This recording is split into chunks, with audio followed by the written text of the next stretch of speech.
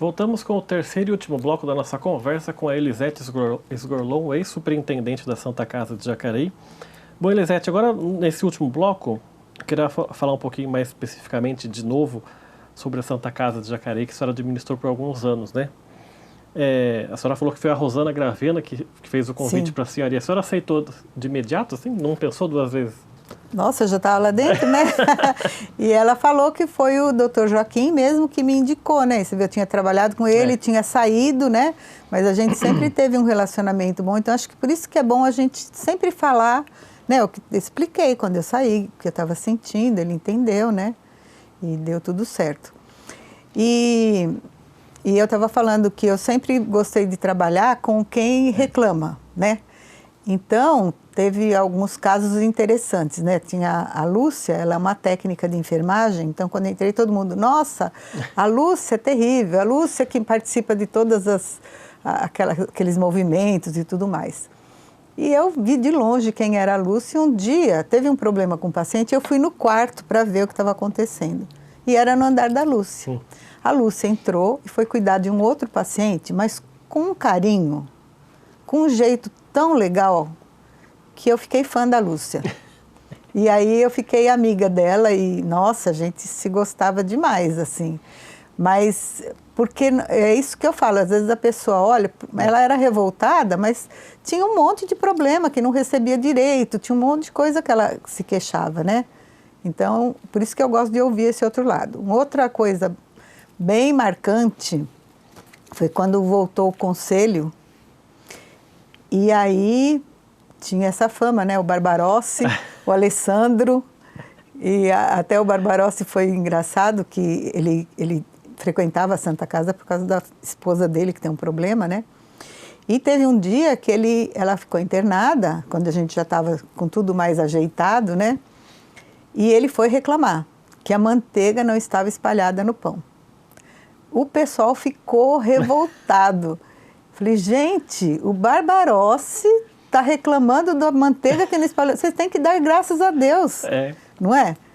E eles, depois, quando teve o conselho, eles foram eleitos, os dois. E aí participava também o seu Jorge, que agora, não sei, acho que não faz mais parte do Comos. Mas eram pessoas, assim, críticas e ficaram, assim, muito amigos meus, né? A Malu, por exemplo, da Irmandade, a Malu, ela gosta de um jeito, assim, de mim, de um jeito tão gratuito, que às vezes nem eu entendo como, né? Assim, de tanto que ela prova que ela gosta de verdade, né? E essas mudanças que a Santa Casa foi tendo na medida que a senhora foi trabalhando lá? Conta um pouquinho o que a senhora mais destaca de mudança, não só de comportamento das pessoas, mas estrutural mesmo. Sim. De recepção, de ter lugar para sentar. Fala um pouquinho disso aí. Então, eu nunca usei dinheiro público para nada disso, porque o dinheiro que vinha mal dava para pagar as contas, né?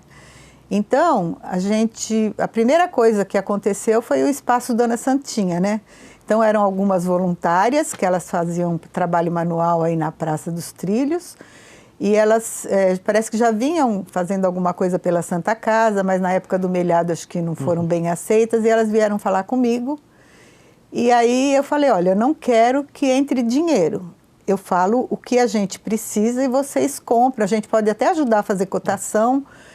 E aí elas começaram a colocar cadeira de roda, repor, depois maca. E aí eu tive ideia, tinha uma casa que fazia um tempão que estava para alugar, ninguém alugava, que a casa estava caindo aos pedaços, né?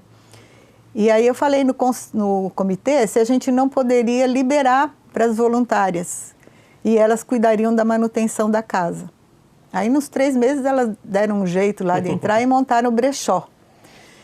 E aí foi que a gente repôs todas as cadeiras de roda, todas as macas, quando teve aquele acidente da Carvalho Pinto, que veio um monte de gente para cá, a gente tinha maca para todo mundo, tinha tudo, e até hoje elas fazem esse trabalho, né? E também sempre dessa forma, quando chegava no final do mês, elas me mostravam o extrato, olha, tem tanto, e o que está precisando? Aí a gente foi repondo. Panela da cozinha era uma coisa assim, absurda, né?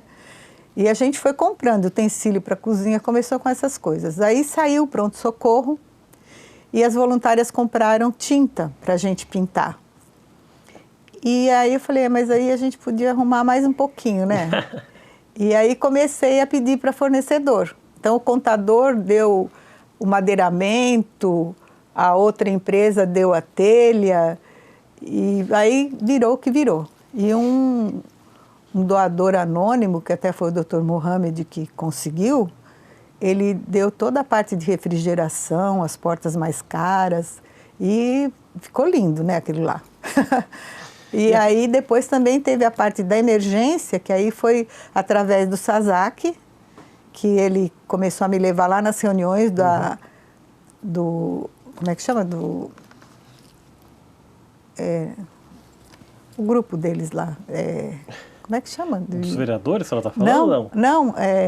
Ai, meu Deus, fugiu. Depois a senhora lembra, não tem importância.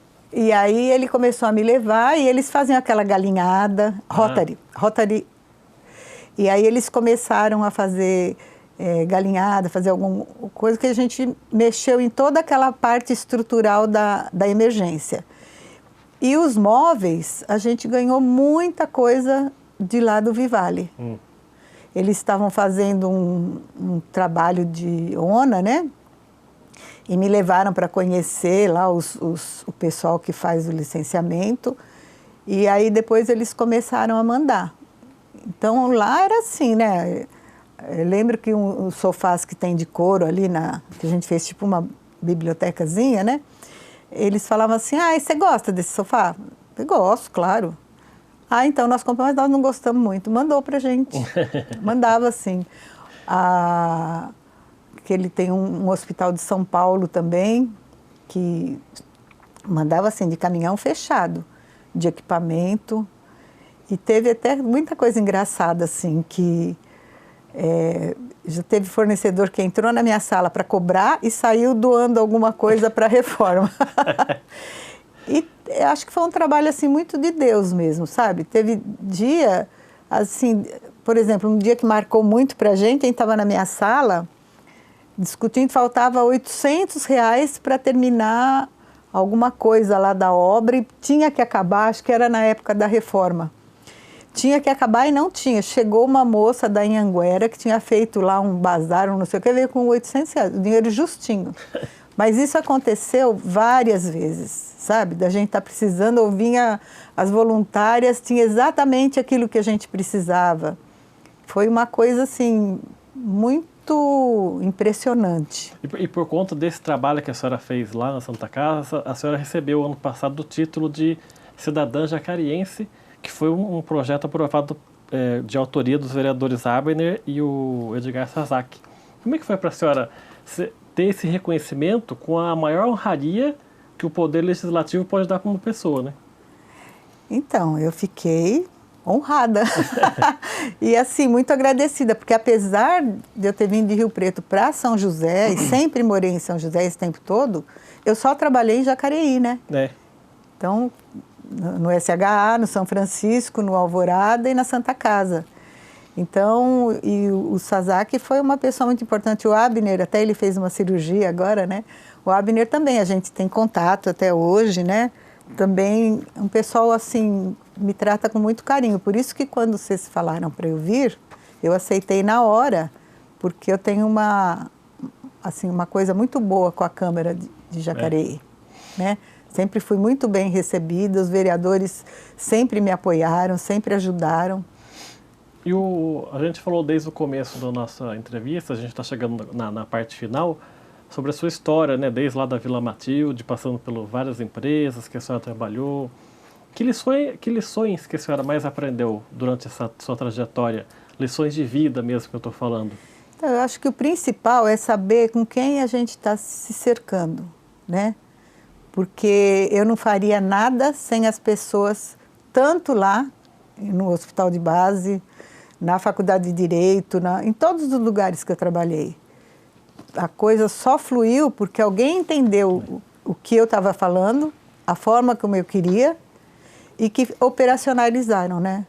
Eu acho que parece assim uma orquestra com maestro, né? Eu vou mostrando para onde que tem que ir e você tem que ter gente que faça, né? Agora, esse período eu tive problema de saúde, né? Até por isso também que eu parei, porque eu ficava 24 horas no ar, né? Meus filhos até ficavam bravos, a gente estava no final de semana e estou lá com o celular, né? E gente ligando.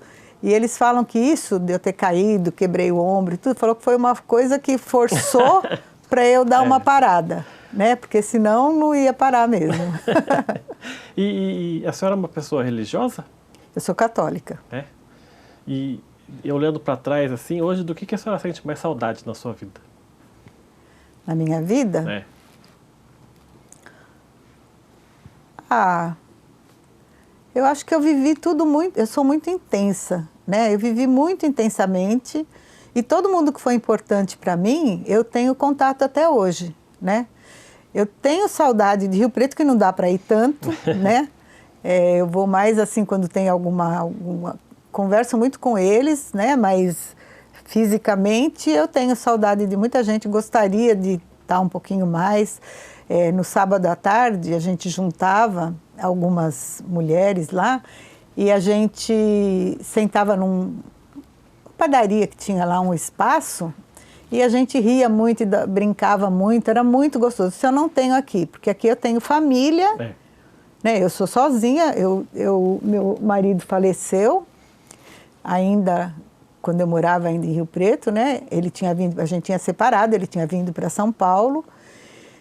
E então eu fiquei muito assim com essas amizades, né, que eu mantenho, mas que eu gostaria de estar um pouco mais próxima, né? E aqui todo mundo é família, é casado, então não é como era lá, né? Então isso eu tenho um pouco de saudade, sim. E agora, depois que a senhora saiu da Santa Casa o ano passado, a senhora está mais aproveitando a vida agora, que agora tem tempo, né? Então, a imobiliária já foi atrás de mim. Até ela falou que a gerente falou que ia assistir, a Márcia, eu estou falando dela. Ela foi conversar, já estava até combinando com ela para começar quando eu caí. Aí não deu, teve que parar. E depois disso, eu faço pilates, faço hidroginástica, tudo coisa que eu não tinha tempo, que eu não fazia. Então, eu falei, olha, agora para eu voltar é mais complicado, né? Então a gente está conversando, quem sabe? Tá certo, eu quero agradecer muito a sua participação aqui, obrigado por ter aceitado a nossa conversa e por ter compartilhado com a gente um pouco da sua história de vida. Eu que agradeço e passa para o Rabner também, que eu conversei com ele, eu falei que vinha, né? E eu agradeço muito a todos aí, né? Estou à disposição. Obrigada, viu? O programa Gente em Destaque fica por aqui. A gente volta numa próxima oportunidade. Até lá.